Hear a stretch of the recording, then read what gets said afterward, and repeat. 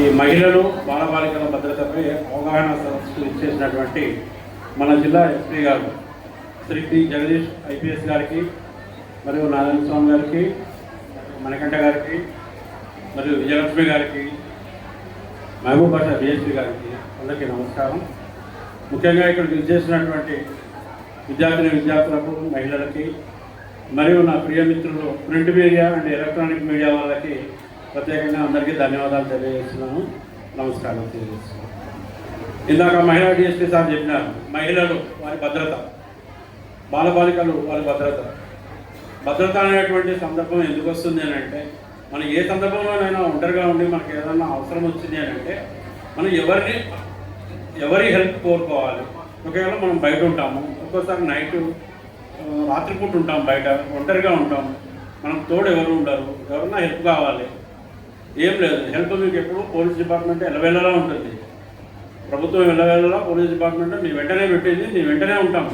కాకపోతే కొన్ని విషయాలు మీకు తెలియకపోవచ్చు, ఆ తెలియని విషయాలు మీకు వాటిపై అవగాహన కల్పించేటువంటి ఉద్దేశం మహిళల భద్రత, బాలబాలికల భద్రత అనేటువంటి విషయంలో పోలీస్ డిపార్ట్మెంట్ ఏమేమి చేస్తుంది అనేటువంటిది మీకు అవగాహన కల్పించడం కోసం అనేటువంటిది ఈ అవగాహన సదస్సు ఈరోజు నేను ఏర్పాటు చేయడం జరిగింది.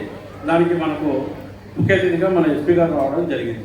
ఇంకా సార్ వచ్చినారు, ఎస్పీ గారు వచ్చినారు. ఇక్కడికి ఏంటంటే దాని గ్రావిటీని, మహిళల భద్రతకి, బాలబాలికల భద్రతకి పోలీస్ డిపార్ట్మెంటు మరియు ఎస్పీ గారు తీసుకున్నటువంటి ఇంపార్టెన్స్, చర్యల గురించి మీకు అర్థమయ్యే ఉంటుంది. ఇప్పుడు మీకు ఏదన్నా హెల్ప్ కావాలి అంటే ఫస్ట్గా మామూలుగా మీరు ఏం చేస్తారు, డైల్ 100 చేస్తారు, లేకుంటే డైల్ 112 కొడతారు. ఏమన్నా హెల్ప్ కావాలంటే ఏ హెల్ప్ అయినా సరే మీకు మేము అందుబాటులో ఉంటాం. ఈ మధ్యన మీరు ఉరవకొండలో కూడా ఒక సందర్భం వినింటారు, చూసింటారు వాట్సాప్లలో కూడా. ఒక అల్లుడు అత్తగారింటికి పోతే కజ్జాలు పెట్టలేదంట. కజ్జాలు పెట్టకపోతే డైల్ 100 కొట్టినారు, సార్ మా అత్త నాకు కజ్జం ఇవ్వట్లేదు సార్ అని చెప్పి మీరు కూడా చూసింటారు.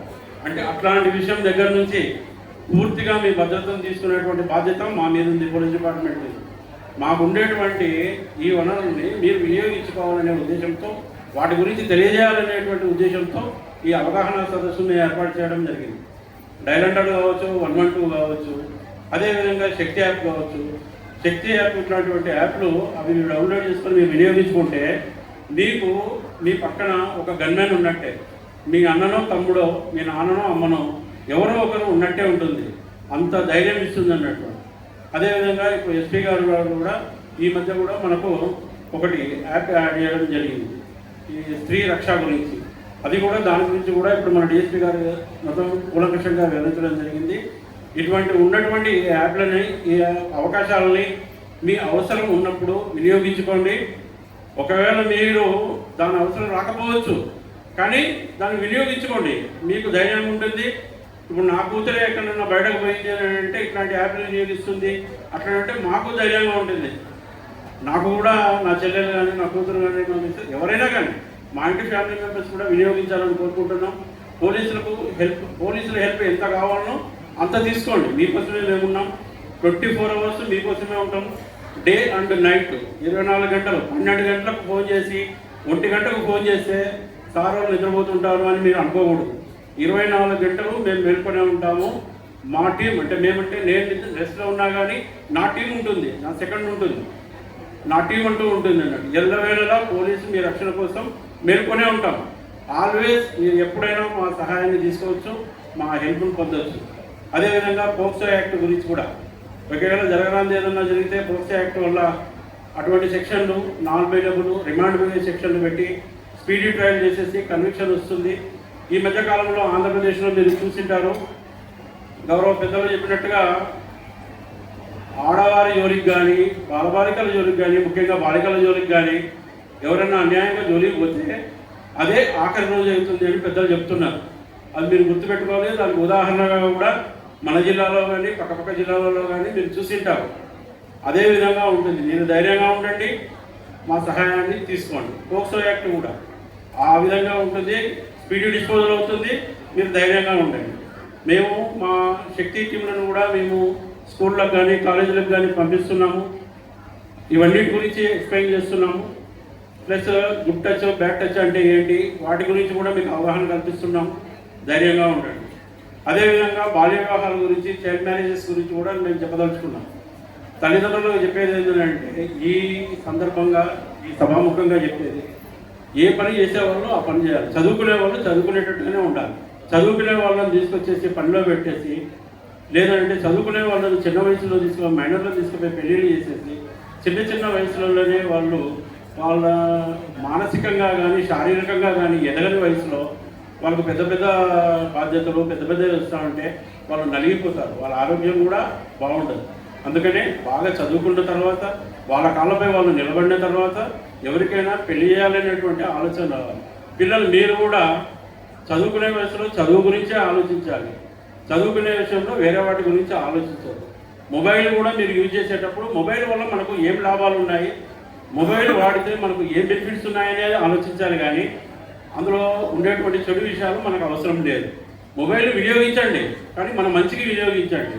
దాంట్లో ఏమన్నా మనకు ఉపయోగపడేటువంటిది ఏమైనా అంశాలు ఉంటే దాన్ని దగ్గరికి తీసుకోండి, దాన్ని చదువుకోండి, దాని ద్వారా మీ మెరిట్ ఇంకా పెంచుకోండి.